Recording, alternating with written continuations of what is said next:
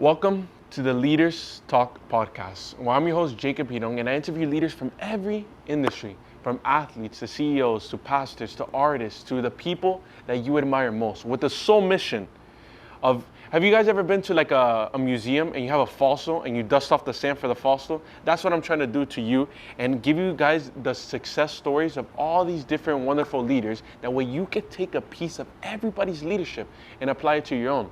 So, if watching content from the people that you admire most and the most influential people in this planet sounds like something you like, feel free to subscribe. But today, I have a very special guest. Not only is he a UN pitcher right now, not only does he have the ability to go pro, but he's honestly a great leader and comes from humble beginnings and worked his way up, and I think we're gonna learn a little bit more about that in this interview. But it's my pleasure to interview Chris Diaz. Nice to meet you guys. More than happy to share this story with you guys and ready to get to it. So thank you for your time, brother. But we gotta start off with the most important question. Most important question. Guys, Coke or Pepsi? I'll go with the Coke. Coke? You're the second person to give me a full response. This is like an ongoing thing with the channel. Cause everybody else, they say, I don't eat soda or I don't drink soda or whatever. I'm like, bro. In my defense, I haven't drank it in a while, but If you had to choose, yeah. Late night, coming out with the boys. You know, it's late, nothing's open, but only McDonald's and Burger King. Nah, McDonald's. Oh, okay. No, I'm not gonna lie, McDonald's app. McDonald's getting a little expensive, I'm not gonna lie. But that app comes in clutch sometimes, let me tell you.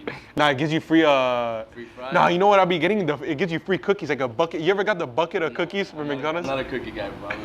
Nah, there's like, they give you warm cookies, and they give you like 20 cookies in that thing, and you just mud them. It's crazy, but. So I kind of want to start off in the beginning, right? What type of influence did your parents have on you? I mean, both my mom and my dad, like, I give them the utmost credit in the world. Like, they really supported me through any decision that I made. They were right behind me every step of the way since the first time I can remember, honestly. Yeah. What do you, like, if you had to look back now, the person that you're becoming, what do you think are like 3 qualities that they really left with you? Hard work, definitely one of them. Dedication. Mm-hmm. And work for what you want. Work for what you want. Work for what you want to achieve. That's 3 things they always kept in the back of my mind. And then was it something that they kind of like, they told you like, hey, you have to work hard, or that you kind of learned from them, like watching them work so hard at whatever they did? They just figured out a way to set an example for me and back up what they were saying, because it makes no sense if you tell someone to do something and you can't back it up by your own actions. Yeah. So obviously, I looked up to them and I saw what they would do with their life and how they go about it. Yeah. And with the stuff that they were sharing with me, I obviously. So the best of both worlds, like they told you and they showed you at the end of the day. Of course. Yeah. So you started playing football, or you started playing baseball. Sorry, you started playing baseball at the age, around what age? 3, 4, I'd say.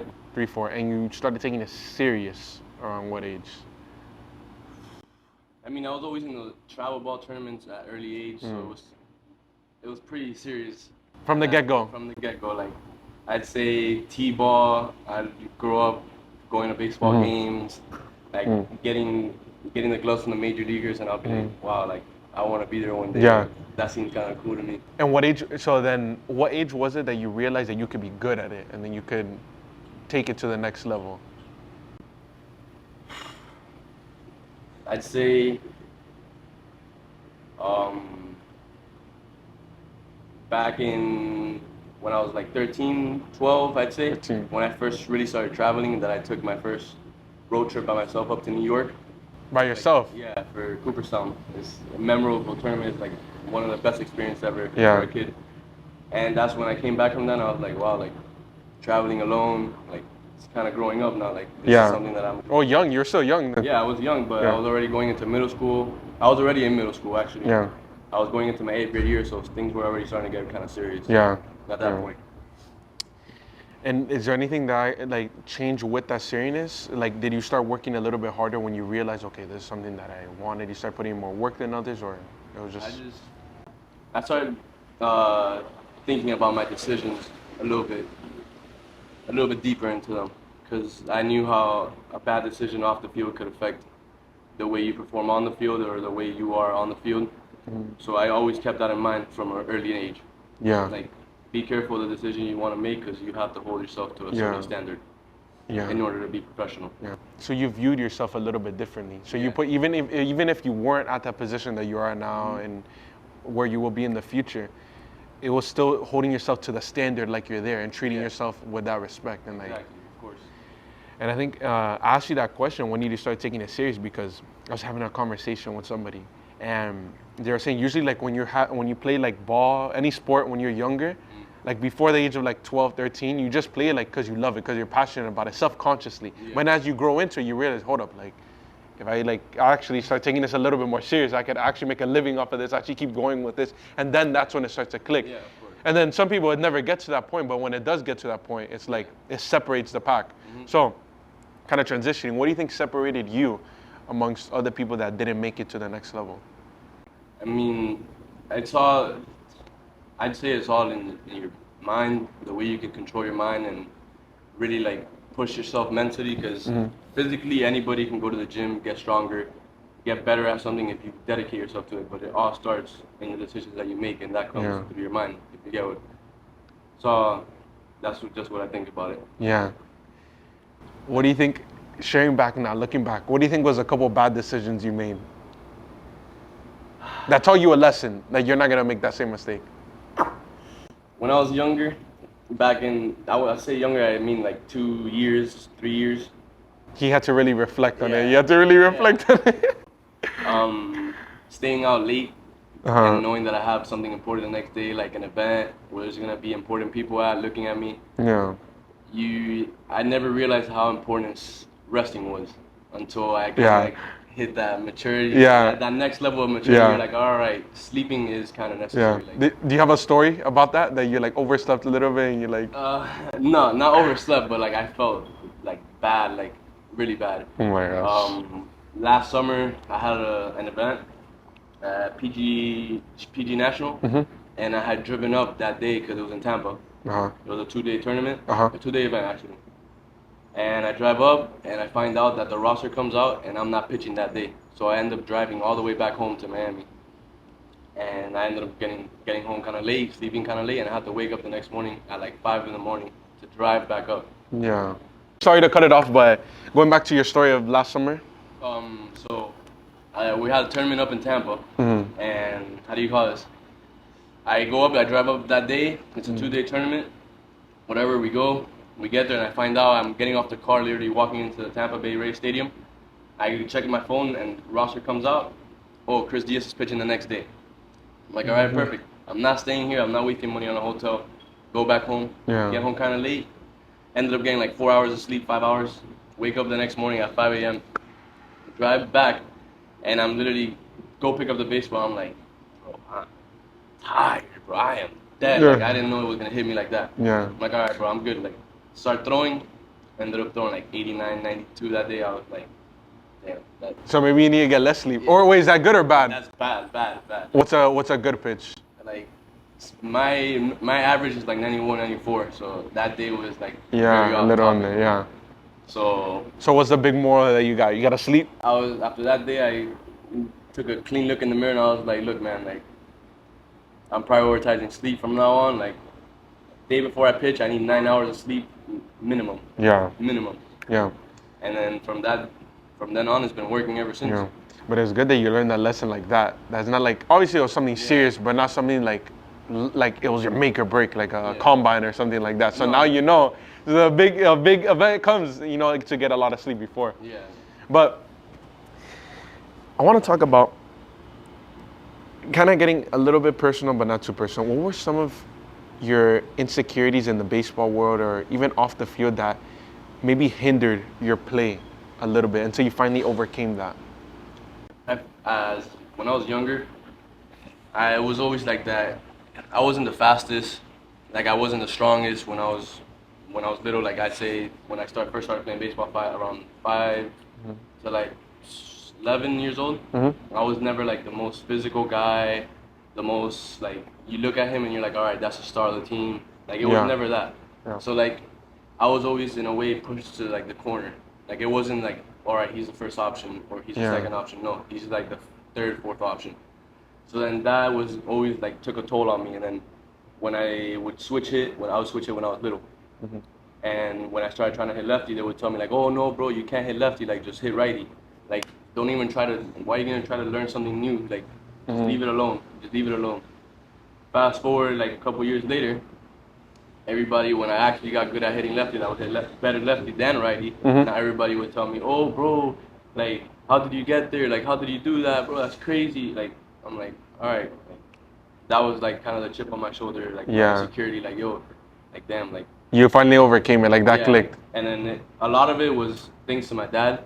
Like, he would always be like, yo, like, don't ever let anyone, like, step on you. Don't ever let anyone, like, tell you you're not good enough. Like, don't listen. I know what you're capable of. Like, I believe in you. If there's anyone that believes in you, in me. And, like, I just always, like, trusted him and had confidence in him. And, Yeah. you know, it took me a long way. In the beginning, did you let, like, the people's opinion play a toll on how you thought about yourself? I mean, I was young. Like, I was little. I Yeah. was young. It was immature. Like, they wouldn't tell it to me in my face, so I wouldn't understand what they were saying. Yeah. Like, now that I'm older, You understand that. I understand, like, all right, he told me that because he didn't really mean it. Like, that was a two-face. But back then, as a 10-year-old kid, you're like, oh, yeah, he's just telling me that because he's trying to be nice. Like, he's just looking out for me. But that's not really the case. Like, and sadly, it takes 5 years, 6 years to realize, like, yo, those weren't the people that wanted the best for me. But turned out pretty well. Yeah. It did turn out pretty well because look where you're at now. And where you have room to grow too. Exactly. But I think that's a blessing in disguise because, like, going back to the other lesson, it's better to learn a lesson much earlier to that way you grow into that lesson instead of learning it. Imagine now you're at the position you are and people are talking smack about you now and you let that get to your head now, it's going to completely affect you. Exactly. So that's why it was better to have that when you're younger. Now the consequences are a lot worse. Like There's more. There's a more on the line now. Exactly. Now that's not on the field; it's off the field that you get judged for too. Yeah. What do you think? Talking about that on and off the field, what do you think is the importance of being like a stand-up person or player on and off the field? I mean, the way you are off the field is gonna describe or depict a lot of ways that you are on the field. Mm-hmm. Let's say you're not very, like, family guy, you're very, like, alone type of guy. Like, I don't really, like, you're like a selfish dude. You're not gonna play well in a team sport like baseball on the field. So that plays a big role when it comes to wanting to recruit a player or drafting a player. They take a big piece. Like they look at. Yeah. They look at everything from your social media to who you hang out with, what you do on your daily basis. Like, it's a big. So, like, you have to keep an image because at the end of the day, there's a lot of fans. It's a fan base that's looking at you. You're setting an example for kids. How I was when I was 5 years old, looking up to the D1 guys, major league guys. Like, oh, what have I found out as a 5-year-old? Like, yo, that guy is going out every night, getting sloshed at the bar. Like, that's not a very good example. Yeah. So you have to always keep that in mind when you make decisions. So going back to what you said in the beginning, to be like mindful of your decisions. Mm-hmm. And that's, sorry to no, bro. The first thing they told us in the student athlete meeting at UM was, you guys are gonna be on national television. Watch what you do. Be careful what you do because there's people watching every move you make. And if you make national headlines for something negative, we can't stop it. Yeah. That's on you. Yeah. And the thing is that now, like you said, that you have so much more on the line, people are going to go after you at your weakest moment. So they'll find any little thing to go after you. So now you have to be extra cautious to be like, no, like, I'm not going to hang around that crowd. I'm not going to be here at this time. Because even if they get a photo, like a wrong timing, it looks wrong or whatever, but it completely ruins you. It's happened. It happened. You get caught, it's one photo away from ruining your career. Yeah. One photo away. But thank God, or your situation, I don't know your situation, but... No, I've not been in a situation like that where I've been somewhere where I haven't needed to be. Yeah, that's good. So I think we're seeing a little bit of the player that you've become. Kind of reflecting back on your experiences. What has been a cool baseball experience? That I know you talked about at 13 you went to the national, the PG, that kind of like opened your eyes a little bit. Cooperstown. I thought you said PG. PG was this last summer. Oh, okay. This was the last summer. Okay. Cooperstown, right? What was another experience, like a baseball experience that kind of like not that you like it was like I made it moment. Like Yeah. what was a moment like that for you? This past summer, the summer circuit that I had, Yeah. obviously I had a couple other goals that I had for myself that I didn't accomplish. But for the ones that I did put out for myself that I did accomplish, which was East Coast Pro and the Area Code Games, which was a week in Alabama and a week in California. That was like the two biggest kick to realities I've had in a long time. Yeah. Because not only did it teach me how to, because I had to fly on my own over there. I had to be by myself. Like, no mom. That was no the first dad. time you went on a flight by yourself? No. Oh, okay. I've gone by myself before. But, like staying by myself for a whole week and like feeding myself and like doing Big responsibility to take care of yourself. Not a big responsibility. I loved it. Yeah, it was a good experience. Yeah. I felt like, wow, this is what I really want to do for the rest of my life. Like I love this. Like I feel great. Like in the airport, from walking to the airport, all the lines, the TSA lines, the annoying lines that I hate doing with all my family members. Those lines, I loved it. Like just being in a clubhouse with like major league coaches, you're like, all right, like these people take their job seriously. Like this is not like no fun and games. This is like a business, basically. And just the way they would tell you, like, hey guys, we have a bin here to wash your clothes. Like, it's not forced, it's not recommended, but you guys are suggested to like tip at least by the end of the week. Yeah. And that's how it goes in a major league clubhouse, basically. Like, we got a guy that does stuff for you, and it's up to you whether you pay him or not. Like, obviously, if he sees that you don't give him a tip, they're gonna treat you a little different. They're gonna treat you a little different. But that's just a kick to reality. Like, yo, this really goes on, and it was just eye-opening. When I got back over here, I was like, wow, like. They opened your eyes. Yeah, but you were grateful for that experience too. 100%. I was like. There's many more to come. I mean. But it was just like a foot in the door. Like, all right, this is the atmosphere that I'm gonna be expecting to be around for the rest of my life. Yeah. Did that kind of re-energize you? It, a bunch. Like I felt that's like the best baseball I've played in probably my whole life. Like I felt like a professional. Like I felt everything was like, perfect. Like good. Like throwing strikes. Like it just felt good because the atmosphere, the vibes were like. Yeah. It makes you better. Like, I'm a very vibes person. Like I like feeling the vibes around me. Yeah, 100%. That helps me a lot with my mood and like the way I make choices and stuff. And you know what I feel like happens sometimes is that you work so hard. Not even like in sports, anything you do, like you work so hard that sometimes, like that vision that you see sometimes, since you're working so hard, it seems so far away and you don't feel that reality, so you kind of lose something. But then when you kind of get a glimpse of that, hold up, oh, I'm almost there, like I could be there, it re-energizes you and it shows you like what you could be if you keep going down. So I think that was like an experience like that. It like motivates and it keeps on pushing you. Like, exactly. Like, you keep that in the back of your mind. You're like, like, I don't want to forget that feeling. Like I want to get to that feeling. Exactly. Be able to experience that every single day. Exactly. Not just for 1 week or 2 exactly. Like, and then you come back and you know you have to work harder. Because to get to that position where it's every day and where you're actually being someone influential, that takes a lot of hard work. It's not just getting there, you gotta stay there. Exactly. But yeah, man. I usually I've asked this question multiple times, but I think it's interesting that there's a trend, I would say, right? That a lot of high school, bro, there's a freaking fly going in and out. I would say there's a lot of high school athletes that are good, go to college, they do pretty good, but then the pro time kind of die off, right? It's like this, they're superstars in high school, they're big recruits, and then like, and I don't know, maybe they lost their hunger because they got the paycheck, and they kind of lost the hunger. How do you think you're not gonna fall victim to that decline when you get to the position that you will become? Because like, it's just my love for the game. Like I strive to be on that mound every single day, like regardless of how much money it brings you or how much fame it brings you. Like I don't really care about that. Obviously, it's nice. Like it's a part of it, yeah. Part of it, like it's a responsibility that it's obviously gonna come to you. But it's not like something that I like. All right, I want to do this because I want to be on every big screen. No, like I genuinely love like just being out there. Yeah. And I feel like being in that atmosphere with all the fans and like people screaming against you and for you, like it's just like thrilling. Yeah. I love big games. That's what you love. Exactly. So like, I don't feel like it'll change me as a person. I feel like it'll push me more to like become even greater and possibly become like a Hall of Famer. God That's what your North Star is. You want to become a Hall of Famer? Of course, like I want to leave an imprint on this game. Like Yeah. I genuinely love this. Like, I love You can feel it too. Exactly. Every time I step foot on that field, it's like, all right, like I feel like I'm in control. Exactly, and that's how it should be because Kobe Bryant, he said like when he got into the league, he noticed that the people, like the players he would go against, as soon as they got a paycheck, they'll stop going to this, they'll start taking vacations just every now and then. Yeah. He's like, damn, I'm gonna take like candy from a baby. It's easy now. I know that what their motive is, so my motive is gonna be different. Like your thing is Hall of Famer. The motive is not money, because you already got that. Your motive, no, I'm saying like in a general thing, your motive is like more than money. So you can't put a check in front of me and think I'm gonna stop working as hard as I am. And that's the killer instinct that a lot of people won't have, because when they do get to the place that they want, they get the money. It's like that's the deciding factor at times. Most of the time, actually. It's yeah. The deciding factor.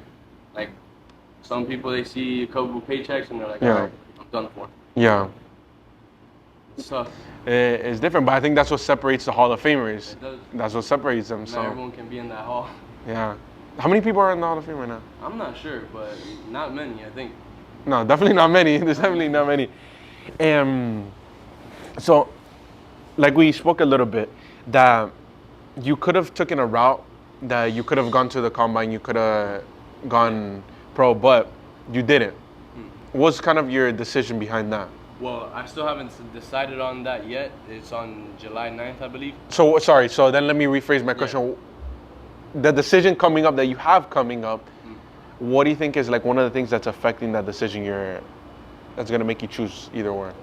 I feel like I've been reclining back the past couple of days and just thinking with the new changes that have been made at UM. Like I feel like it wouldn't be too bad if I go and develop myself for 3 years and just dedicate myself with no distractions and just in a college environment, professional environment, which is what I genuinely strive in the most. Like every time I've been put in a professional environment, like with vibes around me, I've exceeded. Exactly. Like I've done great, and I've seen progress in the past 2 weeks that I've been at summer school. So yeah, it's been kind of like, all right, do I want to go there for 3 years and make the best out of it and come out of there potentially being a first-round draft pick, or should I just take my chances now and see what happens?